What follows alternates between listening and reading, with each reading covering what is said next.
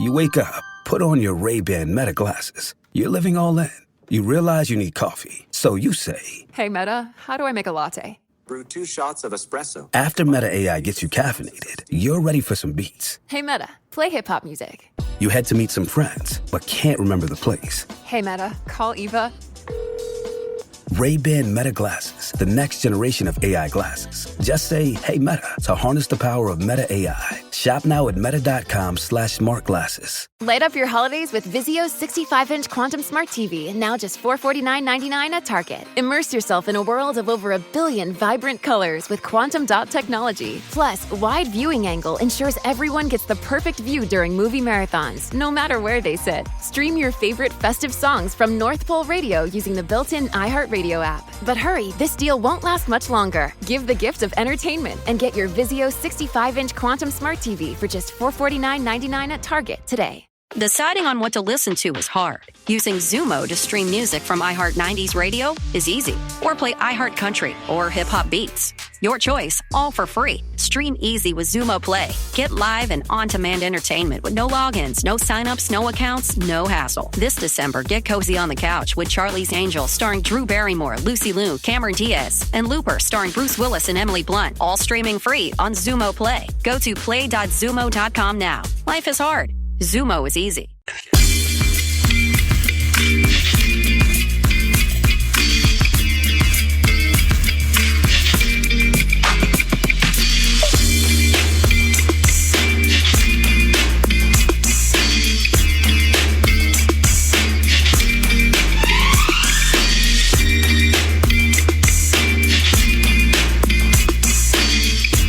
Welcome back to KFAN, the home of your 14-2 Minnesota Vikings, who are just one game away from possibly securing a home field advantage throughout the playoffs after beating the Packers 27-25 yesterday evening. You've heard me and Zacho give our amateur opinion, so it's time to bring in an expert. And who better than Gophers football legend and Vikings Fanline co-host Ron Johnson, who I just found out had a Twitter yesterday. Have you ever heard this, Zacho? I wish you would tell us this kind of stuff. At 3 Ron Johnson, if you want to follow us, if you want to follow him, I should say. Again, I really wish he would tell us this stuff, but I never knew. He's so bashful and doesn't really like to talk about himself. Ron, you and I and Chad Abbott, I guess we're a lot more hip and in the know than a lot of these geezers around here. We speak the language of the youth, much to the dismay of Nordo at times, but we're in the know. That being said, if you had to give the Vikings game yesterday, if you had to grade it using a new age slang word, what word would you use? Was it lit? Was it mid? I mean, we got the W, so I'd assume it's not skibbity toilet water, but you never know. What slang word would you use to describe yesterday's game? I'd have to say Sigma, I guess. I really don't know what that means, but I think that means good. I think so too. I have no idea. Yeah, I'm going to say at one point it was lit, started to get a little mid, kind of got a little skibbity toilet water in there, a little skibbity toilet dog water, and then I'd say it finished out Sigma. I'd say it finished out Sigma as well. Again, hopefully someone can let us know if we're saying something that we're not supposed to be saying over FCC airwaves. I have no idea what Sigma means. Maybe I'm not as young now with it and wow as I once thought I was. Ron Johnson, overall, obviously we want to talk about the macro, but to just dive into the micro of the game a little bit, Jalen Nailor, I thought besides Sam Darnold was probably maybe even the MVP of the game. I mean, he had 5 receptions for 81 yards and a touchdown yesterday. It seemed like every one of those 5 receptions was in a huge spot. And at times, I feel like we don't see Jalen Nailor as much for a week or two, and then all of a sudden he'll have a game like yesterday that just pops. But overall this season, it feels like he's turning into the playmaker that the Vikings have been telling us he is for a couple of years now. Is there a more consistent role for Nailor in this offense? Because it seems like he makes an impact more often than not when he's on the field. I'd say 100%, and I think really in the playoffs too, because, again, when you think about the regular season, you're dealing with some teams that are not as good as others. When you get to the playoffs, you're dealing with the top 7 teams in the NFC. And so when you're dealing with the top 7 NFC teams, I haven't really gone through those numbers just yet. I'm still working on my Lions game week stuff, and then I'm going to jump into the playoffs like literally probably by Thursday, Friday, because my Lions stuff will be done by then. But when you look at the playoff teams, there's always a correlation of teams that made the playoffs, and it's usually either really good on third down or really good on first down, meaning they're not behind the sticks on third down, or turnovers. Their defense is really good at turnovers, or their defense is really good at getting off the field. Whatever that metric is, Bill Belichick used to say it best. He would say, I'm going to take away your best weapon, and I'm going to force you to beat me with something else. Same with the Chiefs when you think about Andy Reid. And they're going to take away your best weapon, and then they're going to try to say, beat us with somebody else. And that's where you see stories like, Brandon Stokely, for instance, with the Ravens back in the day, when they won the Super Bowl in I think 2000. I think he beat Jason Sehorn, if my memory serves me correct. I was in college. I remember watching it at the time it was called the Library. I think now it's called like College Club. But I just remember that. I remember Brandon Stokely hitting the scene, and then, fast forward, I get drafted 2 years later to the Ravens, and Brandon Stokely's my teammate. But there's always moments like that in the playoffs for somebody to step up and have a game or make a play, because not to say they're forgotten, but there's other people involved. Like with the Ravens, you had Jamal Lewis at running back, you had Shannon Sharp at tight end, you had Travis Taylor at receiver, and so Brandon Stokely became kind of the do we need the game plan for him? Probably not. And I think Jalen Naylor is going to fit into that category. So, yeah, I think there is a big role for him in the playoffs. I mean, you could easily see the play, and he talked about it. They had Justin Jefferson on a dig route on the backside, about 15 yards. In quarters, they were in some type of quarters coverage on that backside where that middle safety or that hash safety was trying to play robber. And who wouldn't try to jump Justin Jefferson in their right mind? He jumps Justin Jefferson. And then Sam Darnold, you can see him climb the pocket, and he saw it. The minute that safety was flat-footed, he knew, I got to go to the post. And then it was over-the-top post from the slot, which is a huge deep post play for Kevin O'Connell to even make that call, because to be able to complete a deep post from the slot, it's tough. But when you have Justin Jefferson, he's going to give you that space to do it. Yeah, and much to a similar vein as Jalen Naylor, Cam Akers had a huge impact on yesterday's game. If you look at the box score, you might not know it, but obviously he made essentially the game-sealing catch at the end, and he had a couple of big first down runs overall in general. It just seems like depth is, especially when you look at teams like the Detroit Lions, who are, on the hiring, they're putting practice squad guys out there because they're so injured. It seems like depth might be the Vikings' secret weapon heading into this NFC playoff run. Yeah, and that's the thing about the Lions game. We're going to see tonight versus the 49ers how they handle it. Do they rest their guys because they realize it doesn't matter, and the game that matters the most is this game versus the Lions? When you think about the NFL schedule, I forget his name, but I think this is his last season. So for him to be able to get his last regular season game, to be flexed, to be the person who's got the team that's going to be the number one seed in the NFC, that's a huge cap off. Not to say script right, because everybody's like, oh, well, of course, that's why the offsides was called on the Packers, so the Vikings get a chance to kick a field goal to make it a more meaningful game. Either way, who cares? We're getting the cinema that we wanted, and so now you get the Lions Vikings, which is going to be a huge game. And so when you think about that, when you think about who's going to be healthy, I think that's the key for the Vikings too, is they made it through this game. We'll hear on Wednesday or Thursday why Aaron Jones didn't play the rest of the game. Maybe it's something minor. Maybe it was something like, well, we know we can get this done with Cam Akers. If you're feeling a little twinge, just stay out. We need you for the playoffs. And I hope that's the case. But yeah, I think the Vikings are a little bit deeper. And honestly, the way this offense goes, we know they need to run the ball.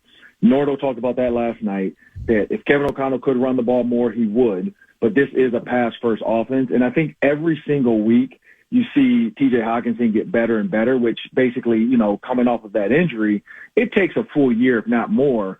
And so what we're seeing is the progression of him too, which I hope, by that first playoff game, he's going to hit his full stride and be, 100. I mean, I know he's 100% confident, but we're not seeing the T.J. Hockenson that signed for big money a year ago. We're seeing a guy coming off of a complete knee reconstruction, and trying to get back to healthy, which he's doing it. And so he looks good out there. He's another viable target. But yeah, I think being healthy is going to be the key, because the Lions team is beat up right now.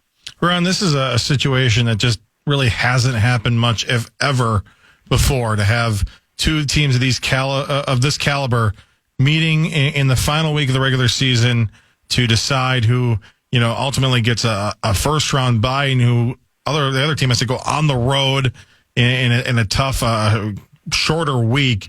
for your thoughts on basically two things. One, how big of a difference is the day that the Vikings have, the extra day of prep, with the Lions still having to play tonight on the West Coast, long flight back home. They're going to probably get home early Tuesday morning.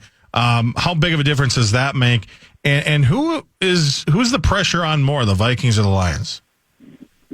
I think the pressure's on the Lions. Look, nobody expected the Vikings to be here. If the Vikings are the 5 seed at 14 wins, I think that, that's doing way more than expected. We always talk about DVOA and EPA, and all this stuff. If you look at expected wins for the Vikings, they've exceeded probably by, at least 50%. I think everybody had them at 7 to 8 wins. A lot of people had them at maybe even 10. I had them at 11 wins. So they are well above expected. I think the pressure's all on the Lions. And honestly, for Vikings fans, if you guys want a late Christmas present, I would go to NFL.com and just look up or Google playoff picture and go to the NFL website, because right now you can screenshot the Vikings are the number 1 seed in the NFC. I don't know if you ever see that again. Only because the Lions haven't played yet, but the NFL has already given the Vikings at 14 wins the number 1 seed and first in the NFC North. So it's a great stocking stuffer to send your Packer fans. If you guys want to spam Carl Gerbschmidt's Twitter, it's a great way to do it. Just screenshot, the NFL.com page that has them as the number 1 seed and the Lions as the 5 seed and the Packers as the 7 seed, because we know the Commanders, by winning, they clinched themselves a playoff spot as well. And so, again, even with the Eagles and the Rams, that's going to be the key, too, because right now the Buccaneers are the 4 and the Falcons are out, but there is one more game left where the Falcons could potentially get in. And so both the Lions and the Vikings, win or lose, are waiting to see that as well. Who are they going to even play? Are they traveling to Tampa? Are they traveling to Atlanta? So, no, there's never been this much, excitement, talkers to talk about all week for, the next week, plus the playoffs.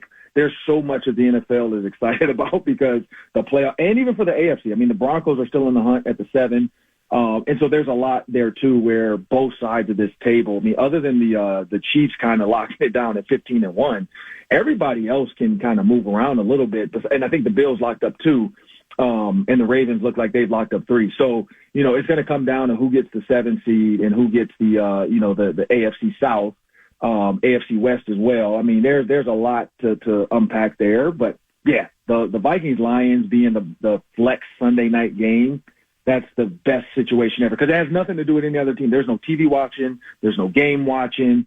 You might look at to see who's the 4 seed, so you might watch a little bit of the Bucks and a little bit of the Falcons. But other than that, everybody's like as far as Minnesota and Detroit, nobody cares about the other game. It's about this game. And so I think this is the best case scenario as well for the Vikings. They don't have to sit in a hotel and watch and be like, oh, man, if this team loses, man, we're not in, or if this team wins. Doesn't matter. It's all up to you.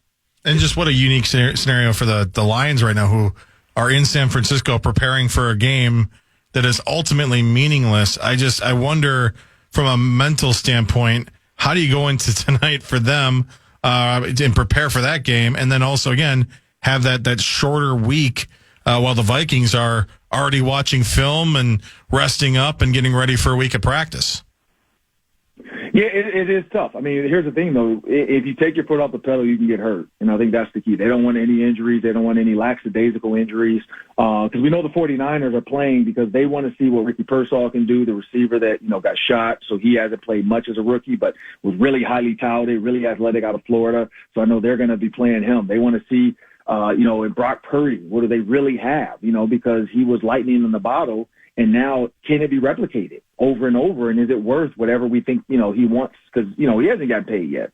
So there's a lot for the 49ers to play for. Also, George Kittle, a lot of these guys have escalators and bonuses they want to hit. So these guys aren't showing up to this game versus the Lions to say, we're just going to lay down. Also, for the Lions, though, they remember what the 49ers did to them last year. The Lions were maybe a couple plays from the Super Bowl and a couple dumb Dan Campbell going for it versus kicking the field goal from being in the Super Bowl last year versus the Chiefs. So I think that's the other side of this, too, for the Lions is hey, look, we still want to beat the 49ers. And the 49ers could spoil the Lions, or not spoil, sorry, make them feel like down on themselves heading into playing the Vikings. Because when doubt creeps in, that's all that you need for your team to question Aiden Hutchinson being out, all these guys being hurt, and can we really beat the Vikings now who look like they're hot?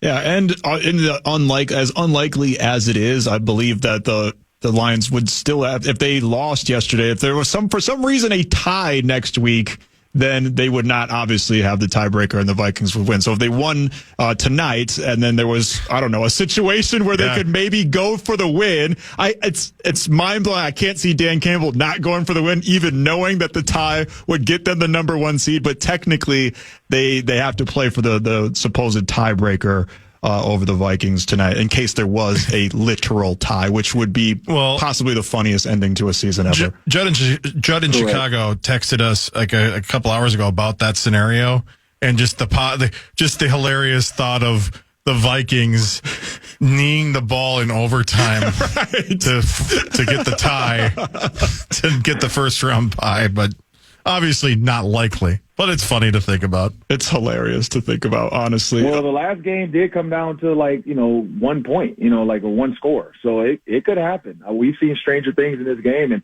again, what better way for an NFL scheduler on his last season to go out with something like that? The last regular season game ending in a tie, which gives the Vikings a chance to have a first round bye. And then the path to the Super Bowl comes to Minneapolis. Well, if it does come down to some late game antics, we are a little less sure in our kicker than we were at the beginning of the season. I believe Will Reichard technically missed 3 yesterday, but one of them didn't count due to the penalty. Prior to the injury, he was, nothing but money, but it seems like he's been having some struggles as of late. I know it's a sensitive topic here in the Twin Cities, but are we worried about the kicking game once again, which I hate asking? No, I'm not. Not one bit. I mean, here's the thing, to be 100%, I would rather him miss now and be extra uber focused heading into the last game in the playoffs versus Gary Anderson. And I'm not saying Gary Anderson wasn't, it was just automatic, and I got a chance to interview a couple former guys like Chris Carter and, a couple guys about that game specifically, even Gary Zahner, the special teams coach. And it's amazing, how many guys said, oh, yeah, when Gary went out there, we were all we were about to pull out cigars and T-shirts, and we're like, yeah, he's been automatic. We got this. And he misses, and so I think, with Will Reichard kind of knowing, as young as he is, I guarantee, he's going to rest because coming off an injury, you want to rest. You don't want to, there's no reason to overdo it. But when he's out there this week practicing and kicking and heading to playoff, he's going to be uber focused on, I have an opportunity to do something that's never been done before, and that's win a Super Bowl for the Minnesota Vikings with my leg. And that's a big deal when you think about the entire game is 52 players. And then it comes down to number 53 in that situation where he has to step up and might not, maybe have kicked the ball 4 to 5 times that game just for extra points, but other than a couple kickoffs. But, to be in that spot to have to make a field goal to win a game, not a catch, not a throw, not a tackle, a kick, that's a mental thing that kickers have to be mentally strong in those situations. And again, the kid played at Alabama, so I don't think there's been a bigger crowd than Alabama Auburn, or the potential I might die if I don't make this kick because Alabama fans are crazy. He's seen worse. And Ron, you've been in these locker rooms, and you know those dynamics between the kickers and the rest of the team. How important is a leader like Justin Jefferson, like Sam Darnold, like some of these other these players that have really taken leadership roles this year? How important is that to a kicker, a young kicker, especially like Will Reichard? Yeah, I think the fact that him being young and this team having a young atmosphere, it's tough when you're 20, 21, 22, and you walk into a locker room full of, 33, 34-year-olds married with kids going home, not playing video games, not just hanging out in the locker room. This is a younger team now, even though a lot of guys might be married or have girlfriends. You got to look at Van Ginkel, Cashman, Grenard. It's still a bunch of young guys and Akers and even some of the older guys being single, that changes how you interact within the locker room. And I think that's huge, and so for a guy like Justin Jefferson to not be, a 10-year vet, but be a leader, I think there's some empathy there for him to be able to talk to the kicker if anything goes wrong. Oh, sorry. You okay? It's an emotional topic, Ron. No, I get it. We all get choked up over dry over here. I got choked up a little bit about the kicker and you know how well they treat him. But no, you know, and then again, a guy like Sam Darnold being new to the team, you know, I don't think he has a like, hey, this is our culture. He's coming in too, like, hey man, like let's learn this together. Like if I miss the throw a pick, man, like I need you to come back and do this. And Tom Brady brought this up that, you know, when you look at the number of sacks Sam Darnold has taken this season, and I tweeted out, like, all the guys that are up for MVP, Joe Burrow, Josh Allen, Lamar Jackson, Patrick Mahomes, Jalen Hurts, like, Sam Darnold is beating each of those guys in at least one statistical category. Wow. But he's leading all of them in sacks taken. And I think that's key. Like, he is getting hit more than any of these guys, and he's still delivering key balls, and he's not throwing as many picks as, you know, Caleb Williams and so on and so forth. So, or not, sorry, not Caleb Williams, but I forgot the guy's name. I had the list on there, but I tweeted it. But, you know, like, he's not getting hit as much as these guys. Or, sorry, he's getting hit more than these guys, but he's not letting the ball go. He's not fumbling the ball on hits, too, and that's the other key. Like, a lot of those hits, people, I know everybody's screaming, don't fumble the ball. You know, it feels like this might be a strip sack fumble, and it's not. That's been another part of this, too. So I think, you know, Sam Darnold just going through the motions with Will Riker. They're learning this culture together. I think that's been key, too. I'm glad you brought up the sacks because I want to ask you about the O-line play. I want to ask you about the Lions matchup next week. And I got some just general NFL questions. What the hell are the Giants doing winning football games at this point in the season? Saquon Barkley possibly breaking Eric Dickerson's single-season rush record. I want to ask you about all of that, Ron. You got any time for one more segment? Yeah, I got one more. All right, sweet. Ron Johnson will join us once again after the break. It is Max Fuller and Zach Halverson filling in for the Common Man Program. A couple more segments to go, and then we're passing the baton to Bumper to Bumper. Dan Barrero, you'll hear me again because I'll be on the ones and twos producing, but passing the baton over to Dan Barrero in just a little bit. But until 3, it's Max and Zach, the Program, right here on The Fan. You wake up, put on your Ray-Ban Meta glasses. Classic style, innovative tech. You're living all in. You realize you need coffee, desperately. So you say, Hey, Meta, how do I make a latte? To make a latte, brew 2 shots of espresso. after Meta AI gets you caffeinated, you start walking to work, and you need a soundtrack. Hey, Meta, play hip-hop music. With the built-in camera, you snap a pic of a dope mural on the side of a building that you think is worth sharing. Hey, Meta, text my last photo to Eva. Sending message. After work, you head to meet some friends. Hey, nice glasses. Ray-Ban Meta glasses, the next generation of AI glasses. Just say, hey, Meta, to harness the power of Meta AI. Listen to music, make hands-free calls with open-ear audio and built-in microphones, and so much more. All while staying present to the world around you. Shop Ray-Ban Meta glasses at meta.com/smartglasses.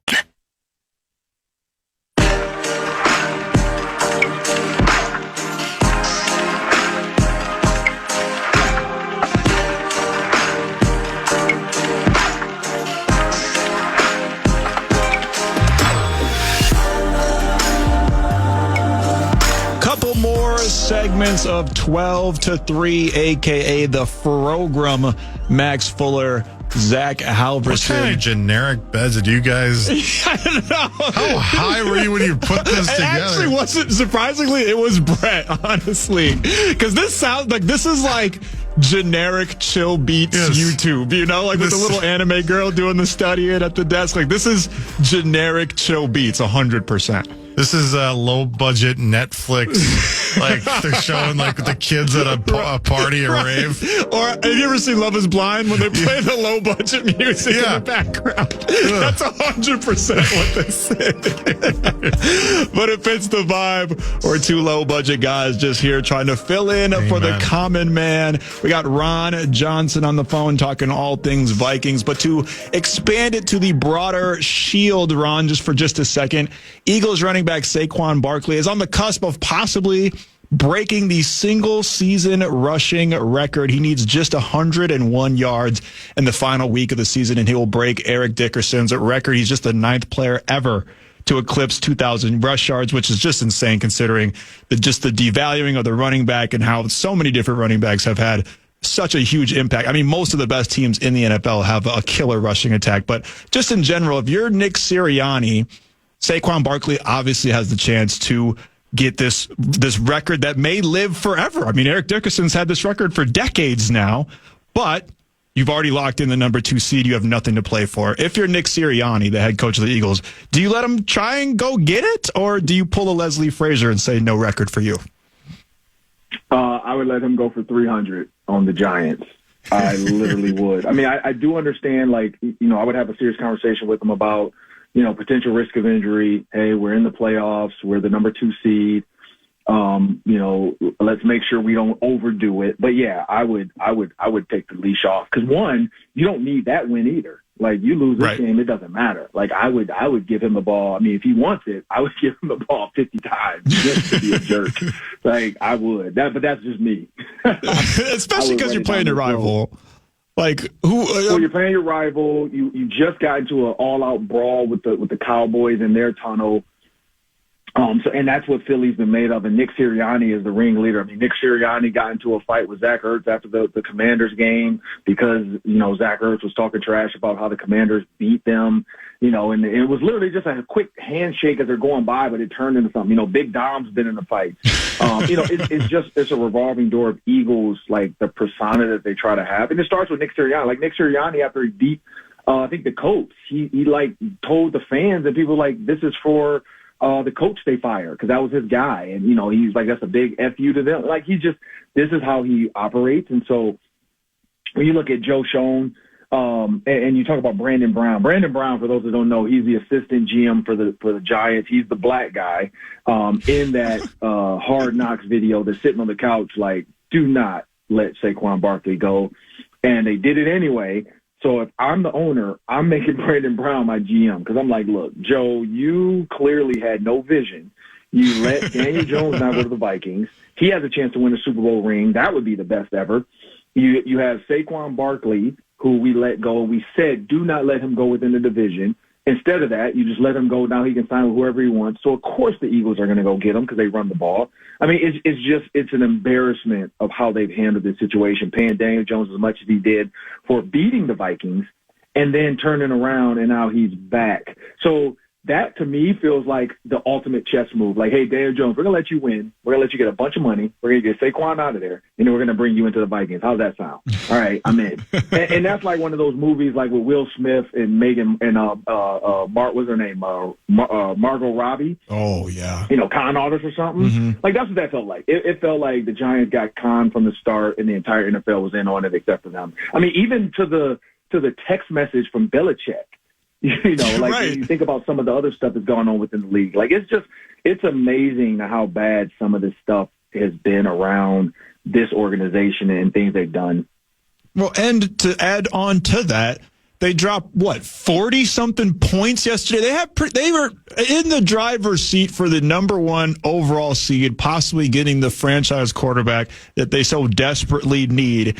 And Drew Lock probably has the best game of his career, and they hang 40-plus on the Colts and win the game. Why?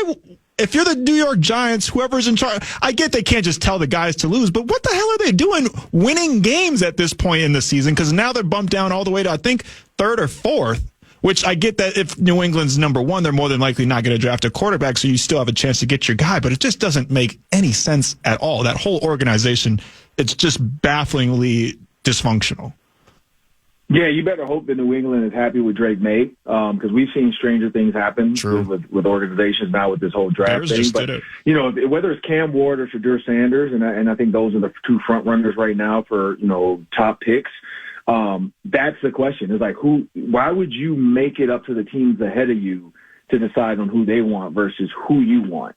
And that's the craziest thing to me when you think about the 2025 NFL draft. Nobody really knows. It's one more week. But, yeah, the Raiders did the same thing, though. The Raiders were the drivers for the number 1 pick. And then all of a sudden, they screw it up. And the funniest thing is, before this Giants game, Shadur Sanders had New York Giants cleats in his locker because he assumed they were going to lose the next 2. Wow. And then they screw it up. So even that, having the custom Deons made, that's not even a thing anymore. So, who knows? Because you got Patriots, you got Titans. And all signs point to the Titans taking a quarterback for sure. We know, unless, again, like the Vikings have a quarterback that other people might want, but unless the Titans sound like they're going to get, they would go for Cam Ward with the Browns. Are they happy? I know Deshaun Watson just re-signed, and I talked to Tom Pelissero, NFL Insider, NFL Network, about that contract, and he said he didn't save them any money.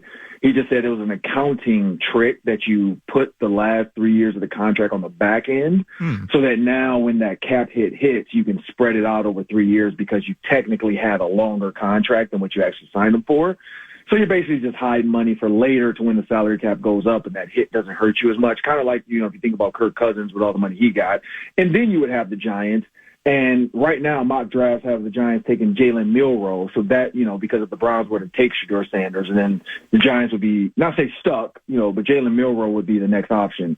So, yeah, I don't know if the Browns will take a quarterback. And I think that's the other key is if they don't, then the Giants would probably get their guy, which is Shedeur Sanders.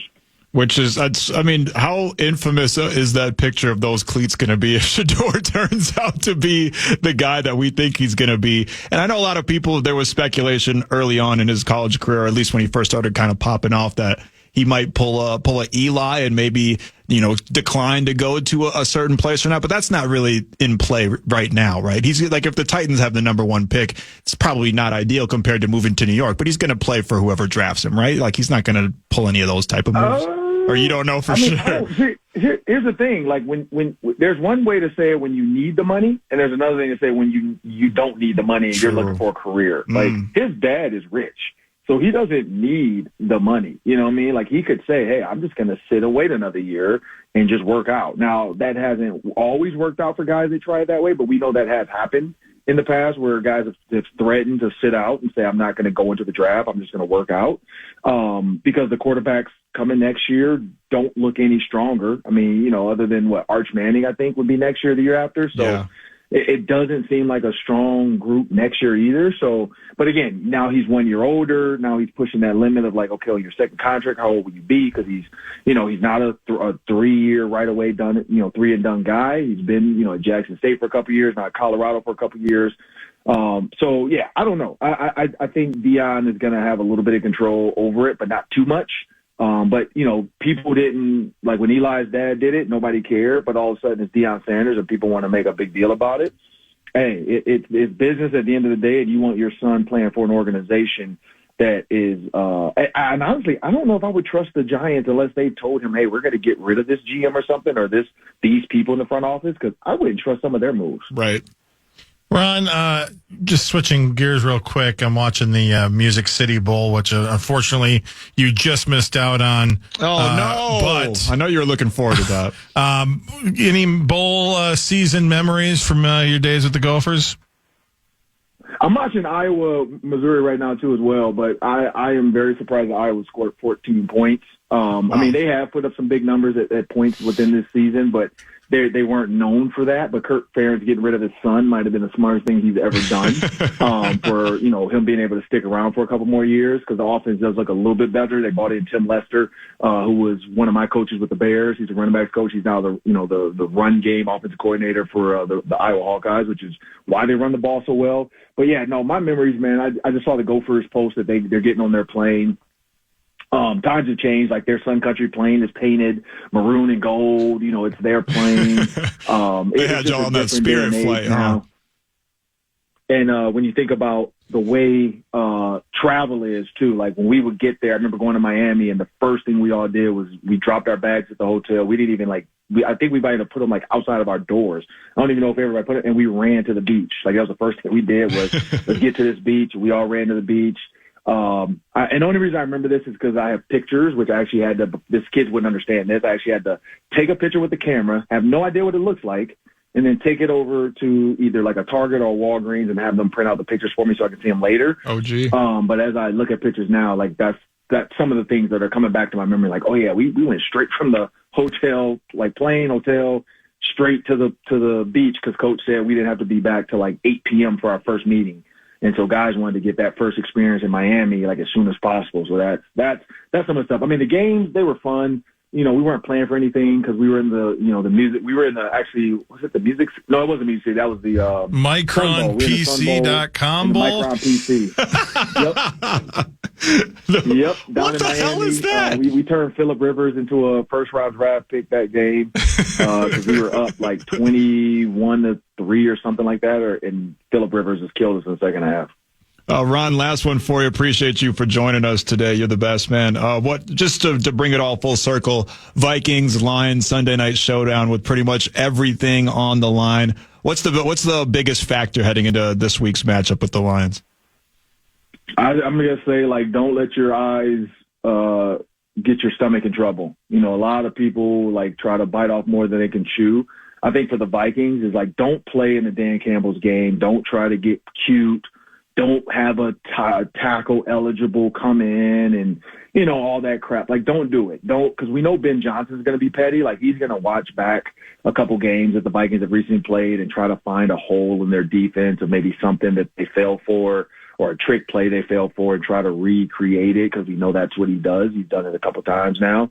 Dan Campbell, same thing, going for it on fourth down. Don't get put into that mindset of, okay, if he went for it on fourth down or he went for two, I need to go for two. Just play your game. Let the game come to you because at the end of the day, both teams have great weapons. Amon-Ra St. Brown, Justin Jefferson. You got Jared Goff. You got Sam Darnold. You got two good defenses. But, again, I think the Vikings defense is healthier. And I think that's where the edge is going to go this time is Brian Flores has a healthy – he's going to have all of his guys back, and that's going to be the key to this. If he can slow Jared – because Jared Goff has started off games 10 for 10, 15 for 15, 18 for 18. He's been nuts because he uses motions and shifts to figure it out. It's going to come down to Brian Flores really not showing his cards and just saying, hey, let's just stay in our positions, but this is what we need to end up in. We don't want to give them any hint to what we're doing. If he pulls that off somehow, he's going to shock the world. Ron, look forward to hearing you and Nordo break down what we all hope to be a Minnesota Vikings win on Sunday night. Thanks for joining us today, my man. You're the best. No, I appreciate you. Ron Johnson at 3 Ron Johnson on Twitter. He must have just made one recently or something. I've never heard of him being on social media before. Shout out to Ron for joining us. One more segment to go on the Progrum. You wake up, put on your Ray-Ban Meta glasses. Classic style, innovative tech. You're living all in. You realize you need coffee, desperately. So you say, Hey, Meta, how do I make a latte? To make a latte, brew 2 shots of espresso. after Meta AI gets you caffeinated, you start walking to work, and you need a soundtrack. Hey, Meta, play hip-hop music. With the built-in camera, you snap a pic of a dope mural on the side of a building that you think is worth sharing. Hey, Meta, text my last photo to Eva. Sending message. After work, you head to meet some friends. Hey, nice glasses. Ray-Ban Meta glasses, the next generation of AI glasses. Just say, hey, Meta, to harness the power of Meta AI. Listen to music, make hands-free calls with open-ear audio and built-in microphones, and so much more. All while staying present to the world around you. Shop Ray-Ban Meta glasses at meta.com/smartglasses.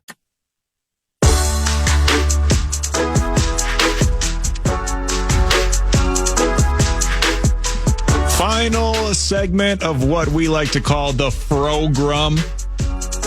The Zach and Max Hour. Some people called it TMZ. No copyright. Please don't send any lawyers after us, Harvey Levin. So appreciate y'all for hanging out with us today. This is my last time. Today's the last day. Oh, my God. What? Yep, I'm retiring. That's it. I'm walking off into the sunset. You're the greatest value in radio. See you later, y'all. Guys, maybe it's not so sunny on that sunset after all. But Zacho, this is going to be the last time both of us pretty much are on the air for the year 2024. I wouldn't. Yeah, I guess, you can't put it past. Abby might let us know tomorrow morning. There's no natural one in here. Right. Gonna get a text at about 11:55 tomorrow. You're on at noon today, right? Oh, no. So The anxiety is real. I know. It really is.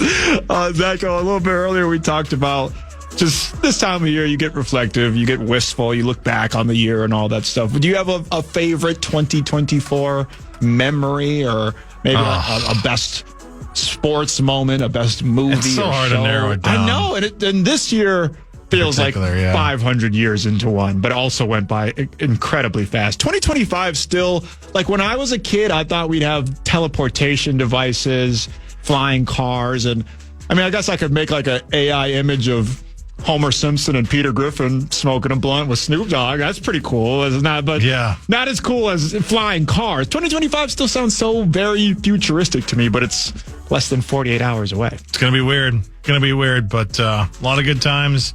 Hopefully better times here in 25, and maybe 25 will be a year that, get one of those cool banner things. Yeah, that would be pretty cool. One of those cool banner things. It was pretty cool to get a chance to host the Grum with you today, Zacho. Thanks for having me, Max. Man. Great work. It's awesome, man. It's just awesome. This whole year at the Fan has been awesome.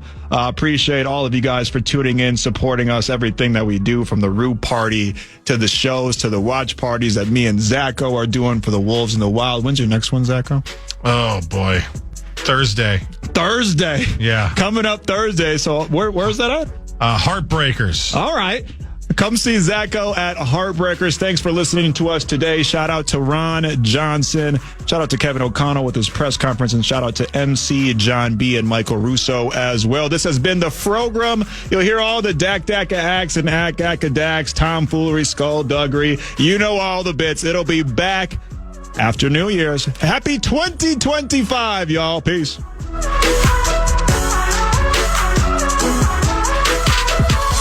Listen back to any of Common Man's programs by podcasting on the iHeartRadio app or KFAN.com. You wake up, put on your Ray-Ban Meta glasses. You're living all in. You realize you need coffee. So you say, Hey, Meta, how do I make a latte? Brew 2 shots of espresso. after Meta AI gets you caffeinated, you're ready for some beats. Hey, Meta, play hip-hop music. You head to meet some friends, but can't remember the place. Hey, Meta, call Eva. Ray-Ban Meta glasses, the next generation of AI glasses. Just say, hey, Meta, to harness the power of Meta AI. Shop now at meta.com/smart glasses. Light up your holidays with Vizio's 65-inch Quantum Smart TV, now just $449.99 at Target. Immerse yourself in a world of over 1 billion vibrant colors with quantum dot technology. Plus, wide viewing angle ensures everyone gets the perfect view during movie marathons, no matter where they sit. Stream your favorite festive songs from North Pole Radio using the built-in iHeartRadio app. But hurry, this deal won't last much longer. Give the gift of entertainment and get your Vizio 65-inch Quantum Smart TV for just $449.99 at Target today.